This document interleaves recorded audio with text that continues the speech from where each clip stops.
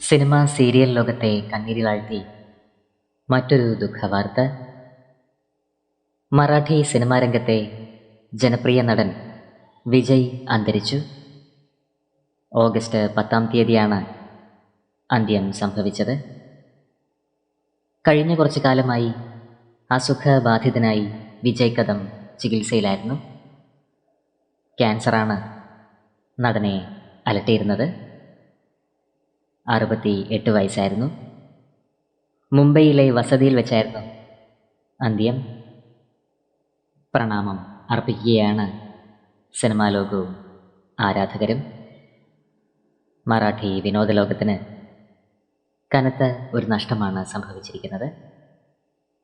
Cinema, serial, നാടകം എന്നിവയിൽ ഒരുപോലെ തിളങ്ങിയ താരമാണ് വിജയ് കദം. 68 വയസ്സായിരുന്നു. ആത്മാവിന് നിത്യശാന്തി ലഭിക്കട്ടെ എന്ന് നമുക്ക് പ്രാർത്ഥിക്കാം.